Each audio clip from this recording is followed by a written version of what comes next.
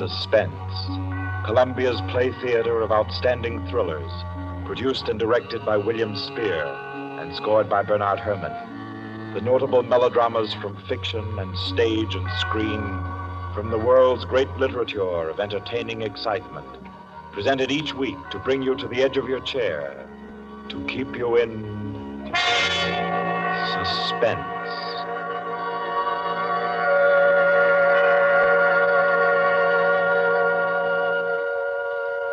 Tonight's story, by America's distinguished author-playwright Owen Johnson, gathers its suspense in a very gentle way. It doesn't have a spectacular finish, garnished with revolver shots. There are no graveyard watches. There's not so much as a single lifeless body, identified or unidentified. It's a tale told in a club room, the Artists and Writers Club in New York. A tale of high-class robbery and suspicion, and of how some ladies and gentlemen nervously counted 100 in the dark.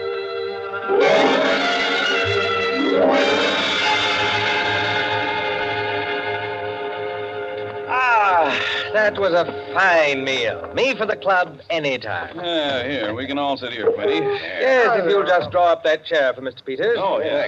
Here you are, Mr. Peters. Thank you. Do you all know Peters? This is Mr. Steingall. How do you do? I know you. Mr. Gaulier. Oh, I believe we've met. Oh, yes. How are you? Oh, you know each other. Yes. And the one who drew up the chair, Mr. Rankin. How do you do? Well, I guess we're all acquainted now. To get back to our table discussion, Quinny. Oh, yes. How about a drink? Who'll join me? Oh, yeah, pleasure. Fine. John. Well, now, Steingall, as I said, there are only half a dozen stories in the world. What is more to the point? There's every reason Yes, sir. What? Oh, 5 with soda, John. Yes, sir. Now, where was I? Oh, yes. What is more to the point, gentlemen, is the small number of human relations that are so simple and yet so fundamental that they can be eternally played upon, redressed, and reinterpreted in every language, in every age, and yet remain inexhaustible in the possibility of variation. Well, that's true, of course. It's very possible. Take the eternal triangle. 2 men and a woman, or 2 women and a man. Its variations extend to thousands. That right, Rankin? Well, in a way. Ah, here we are. Set them down right there, John. Very well, sir. A little soda. Here you are. Thank you. And you. Thank you. Soda, Peter? Yes, please.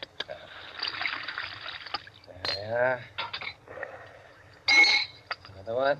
Here you are. Thanks. And here's yours. Thank you. And now, a little soda in mine. Well, here's to you all. Cheers.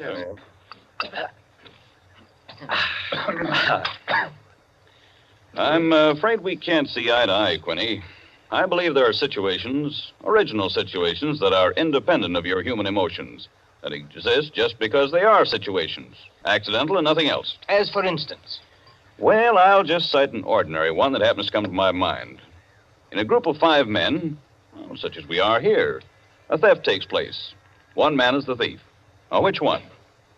Now, I'd like to know what emotion that interprets. And yet it certainly is an original theme at the bottom of a whole literature. It's not the same thing at all. Detective stories. I could answer that the situation you give can be traced back to the commonest of human emotions, curiosity. I think Quinny has you there, Rankin.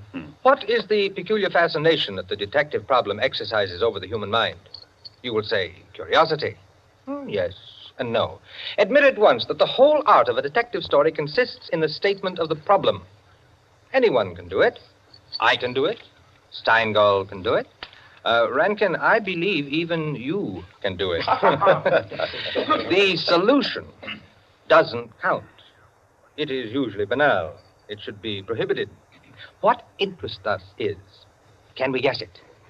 There you have it, the problem, the detective story. Now, why the fascination? I'll tell you. It appeals to our curiosity. Yes, but deeper, to a sort of intellectual vanity. 5 men present. The theft takes place. Who's the thief? Who will guess it first? Whose brains will show its superior cleverness? You see? That's all. That's all there is to it. Out of all of which, the interesting thing is that Rankin has supplied the reason why the supply of detective fiction is inexhaustible. It does all come down to the simplest terms. 5 possibilities, 1 answer. Well, the reason is that the situation does constantly occur. It's a situation that any of us might get into any time. Yes, I know of an incident of that kind that happened to a friend of mine last month. Of course, gentlemen. You are glorifying commonplaces. Every crime, I tell you, expresses itself in the terms of the picture puzzle that you feed to your 6-year-old. It's only the variation that is interesting. Take the well-known instance of the visitor at a club and the rare coin, for example. You all know that story. You've heard it, haven't you? I don't think I have. Sure. Why, it's very well known. Oh, go ahead, Quinny. Tell it. A distinguished visitor is brought into a club. A dozen men, say, present at dinner, long table. Conversation finally veers around to curiosities and relics. One of the members present then takes from his pocket what he announces as one of the rarest coins in existence, passes it around the table. Coin travels back and forth, everyone examining it, and the conversation goes to another topic. All at once, the owner calls for his coin. It is nowhere to be found. Everyone looks at everyone else. First, they suspect a joke. Then it becomes serious. The coin is immensely valuable. Who has taken it? The owner is a gentleman, does the gentlemanly, idiotic thing, of course, laughs as he knows someone is playing a practical joke on him and that the coin will be returned tomorrow. The others refuse to leave the situation so. One man proposes that they all submit to a search. Everyone gives his assent until it comes to the stranger. He refuses, curtly, roughly, without giving any reason. Uncomfortable silence. The man is a guest.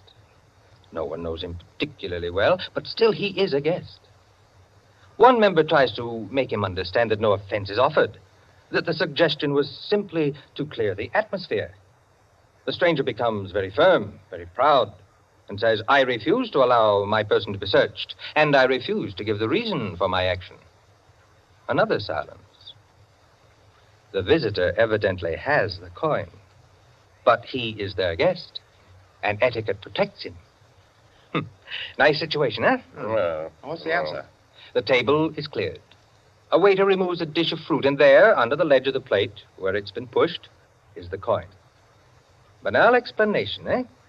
Of course. Solutions always should be.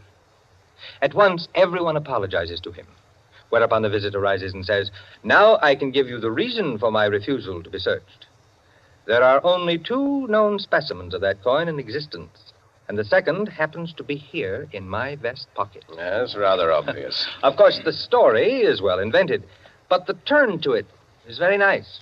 Very nice, indeed. Well, I don't know. Ending is very unsatisfactory. The visitor should have had on him not another coin, but something absolutely different, something destructive, say, of a woman's reputation. And a great tragedy should have been threatened by the casual misplacing of the coin. Well, I've heard the same story told in a dozen different ways. Oh, it's happened 100 times. It must continually happen. I know of one extraordinary instance. In fact, the most extraordinary instance of this sort I've ever heard. Peters, you rascal. I see you've been quietly letting us set the stage for you. Well, it's not a story that will please everyone, Why not? because you will want to know what no one can ever know. It has no conclusion, then. Yes and no. As far as it concerns a woman, quite the most remarkable woman I've ever met, the story is complete. Do I know the woman? Possibly. Probably, I should say. Uh-huh. As a matter of fact, this should be particularly interesting to you because I believe that most of you are acquainted with the people involved. The names, of course, are disguised. I think, yes, I have. Just time before I catch my train to tell it to you.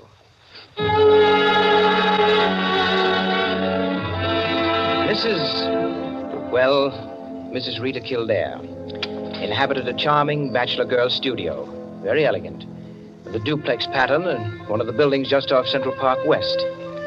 She knew very nearly everyone in that indescribable society in New York that's drawn from all levels and that imposes but one condition for membership, to be amusing. In this mingled society, her invitations were eagerly sought. Her dinners were spontaneous, and the discussions, though gay and usually daring, were invariably under the control of wit and good taste. On the Sunday night of this adventure, she had, according to her custom, sent away her Filipino butler and invited to an informal chafing dish supper 7 of her more unusual friends. At 7 o'clock, having finished dressing, she put in order her bedroom, which formed a sort of free passage between the studio and a small dining room to the kitchen beyond. Then, going into the studio, she struck a match and was about to light the candlesticks which illuminated the room when the bell rang. And a Mr. Flanders, a broker, compact, nervously alive, well-groomed, was waiting as she opened the door. Well, you're early. On the contrary, you are late. Well, in any case, hello, and come inside. Here, let me take your things. Thank you. Well, I'm the first, I suppose. Of course. And since you are, you can be a good boy and help me with the candles. Delighted. Who's to be here tonight? The Enos Jacksons? I thought they were separated. Not yet. How interesting. Only you, dear lady, would dream of serving us a couple on the verge. It is interesting, isn't it? Assuredly. Where did you know Jackson? Through the Warings. Jackson's a rather doubtful person, isn't he? Well, let's call him a very sharp lawyer. They tell me, though, he's been gambling pretty much. In deep. How about yourself? Me? I'm a bachelor. If I lose my shirt, it makes no difference. Is that possible? Probable, even. Who else is coming? Oh, Maud Lily. You know her? No, I don't think so. You met her here some time ago. A journalist. Oh, yes, of course. I'd forgotten. Mr. Harris, a clubman, is coming, and the Stanley Cheevers. Stanley Cheevers? Are we going to gamble? Don't tell me you object. Certainly not. Only the Cheevers. They play quite a game. Yes, well united. They have an unusual streak of good luck. Oh, by the way, it's Jackson, isn't it, who is so attractive to Mrs. Cheever? Quite right. What a charming party. Where does Maud Lily come in? Don't joke. She's in a desperate way. And young Harris? Oh, he's to make the salad and cream the chicken. See the whole party. I, of course, am to add the element of respectability. Of what? Don't play baby with me, my dear Flanders. I apologize. That's better. No one, of course, knows who else is coming. No one, of course.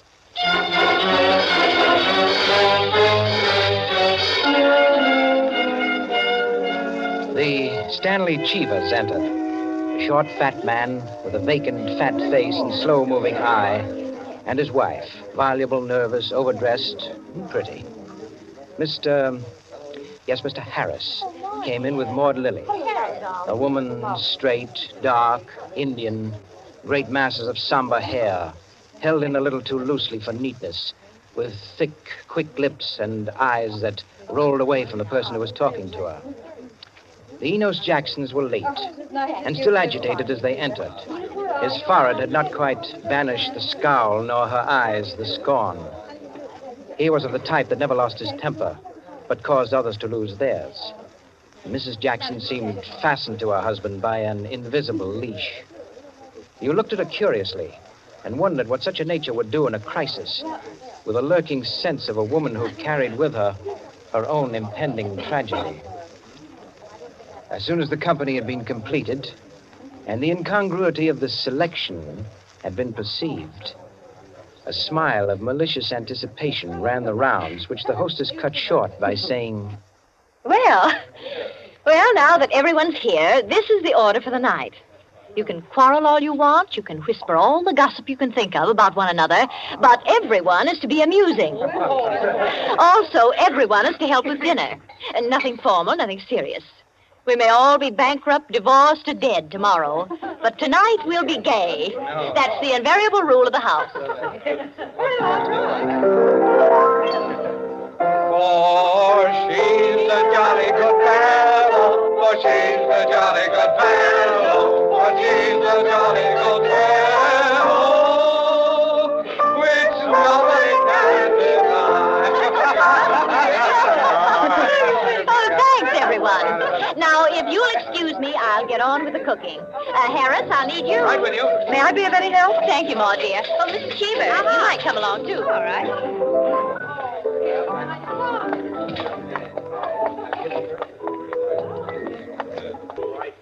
an adorable bedroom. Oh, thank you, dear. Now for my apron. Oh, there it is. Tie me up in the back, will you please, Maud? Of course. There you are. Fine, thanks. Now just let me get my rings off, and I'll be all ready to go to work. Oh, this is such a lovely apartment, Mrs. Kildare. Thanks.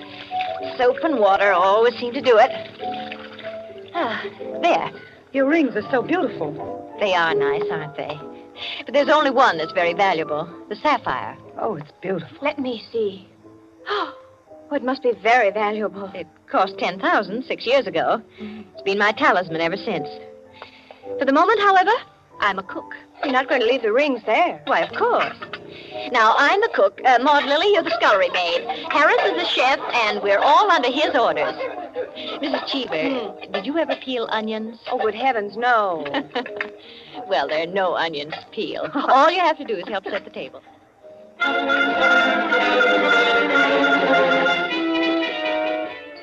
Under their hostess's gay guidance, the 7 guests began to circulate busily through the rooms, laying the table, grouping the chairs, opening bottles, and preparing the material for the chafing dishes.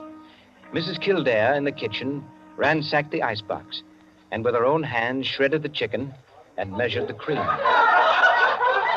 Flanders, carry this in carefully. Cheever, stop watching your wife and put the salad bowl on the table. Everything ready, Harris? All set. All right, everyone sit down. I'll be right in. She went into her bedroom, took off her apron, and hung it in the closet. Then, going to her dressing table, she drew the hat pin around which were her rings from the pincushion and carelessly slipped them on her fingers. But all at once, she frowned and looked quickly at her hand. Only 2 rings were there. The 3rd ring, the sapphire, was missing. Stupid, she said to herself, and returned to her dressing table. Immediately, she stopped. She remembered quite clearly putting the hat pin through the 3 rings. She made no attempt to search further, but remained without moving, her fingers slowly drumming on the table. Who had taken the ring? Each of her guests had had a dozen opportunities in the course of the time she'd been busy in the kitchen. She ran over their characters and their situations as she knew them. Strangely enough, at each, her mind stopped upon some reason that might explain a sudden temptation. To find out nothing this way. That's not the important thing to me just now. The important thing is to get the ring back. And slowly, deliberately, she began to walk back and forth, her clenched hand beating the deliberate, rhythmic measure of her journey. 5 minutes later, as Harris, installed as chef over the chafing dish, was giving directions, spoon in the air, Mrs. Kildare came into the room like a lengthening shadow. Her entrance had been made with scarcely a perceptible sound, and yet each guest was aware of it at the same moment, with a little nervous start. Heavens, heavens, dear lady. You've come in on us like a Greek tragedy. What is it you have for us? A surprise? I have something to say to you. Mr. Enos Jackson, Yes, Miss Kildare? kindly do as I ask you. Certainly. Go to the door, Go to the door. please. Yes? Lock it and bring me the key.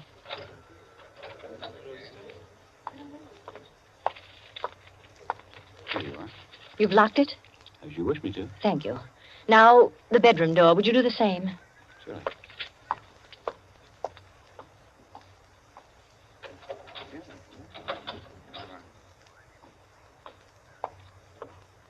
Thank you, Mr. Jackson. Mr. Cheever, Yeah? would you blow out all the candles except the candelabra on the table? Blow out all the candles. Except the candelabra. All right. For goodness sake, Mrs. Kildare. What is it? I am getting terribly worked up. My nerves are all sorry, on edge. Mrs. Jackson. That's the last candle. All right. Now listen. My sapphire ring has just been stolen. You don't mean it. The ring's been taken within the last 20 minutes. I'm not going to mince words. The ring has been taken, and the thief is among you. But Mrs. Kildare, is it possible? Yes, Mrs. Cheever. There's not the slightest doubt. 3 of you were in the bedroom when I placed my rings on the pincushion. Quite true. I was in the room when she took them off. The sapphire ring was on top. Each of you has passed through there a dozen times since. My sapphire ring is gone, and one of you has taken it. Now listen.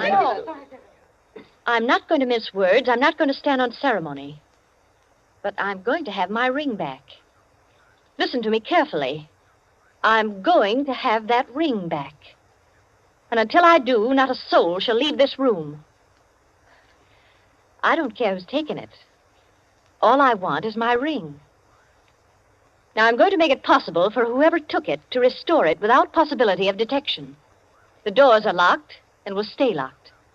I'm going to blow out the remaining candles in the candelabra, and I'm going to count 100 slowly. There'll be an absolute darkness. No one will know or see what's done. But if, at the end of that time, the ring is not here on the table, I shall telephone the police and have everyone in this room searched. Am I quite clear? Everyone take his place about the table and remain standing, please. That's it. That'll do. Now, I'll blow out the candles and count 100. No more, no less.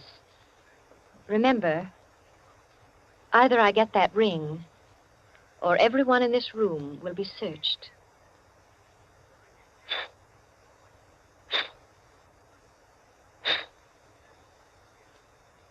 One, 2, 3, 4, 5, 6, 7, 8, 9, 10, 11, 12, 13, 14, 15, 16, 17, 18, 19, 20, 21, 22, 23, 24, 25, 26, 27, 28, 29, 30, 31, 32, 33, 34, 35, 36, 37, 38, 39, 40, 41, 42, 43, 44, 45, Foot slipped off the chair. I'm 46, sorry. 47, 48, 49, 50, 51, 52, 53, 54, 55, 56, 57, 58, 59, 60, 61, 62, 63, 64, 65, 66, 67, 68, 69, 70, 71, 72, 73, The ring. 74, There it is. It's on the table. 75, 76, 77, 78, 79, 80, 81, 82, 83, 84, 85, 86, 87, 88, Oh, really? 89, 90, 91, 92, 93, 94, 95, 96, 97, 98, 99, 100. Well, it is there, isn't it? Mr. Cheever, you may hand it to me. Well, now that that's over, we can have a very gay little supper. The lights, someone.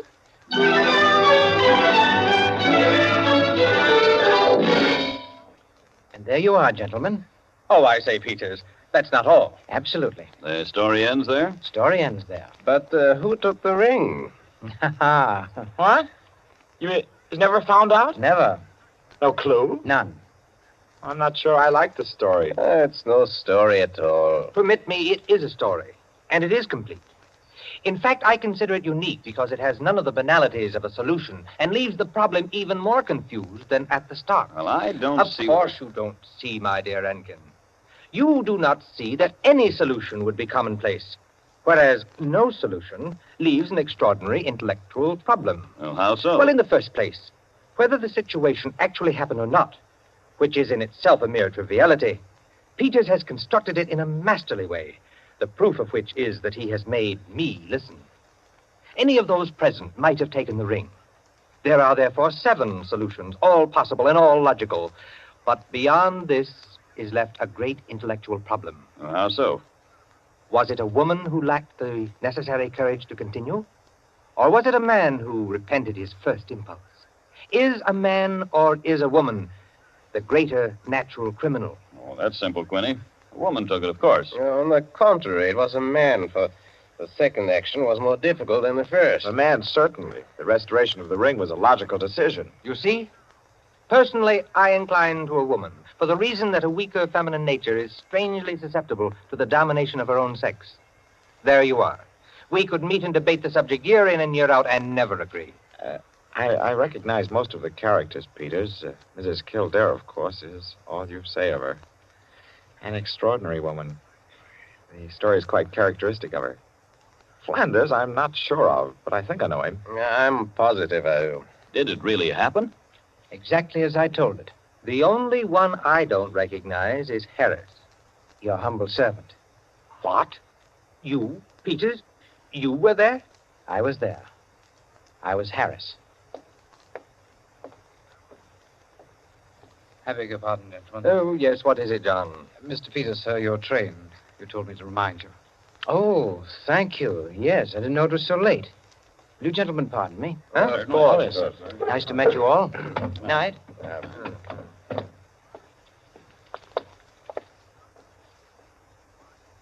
Curious chap. Extraordinary. Well, now, I wonder. I wonder if we're wondering the same thing, gentlemen.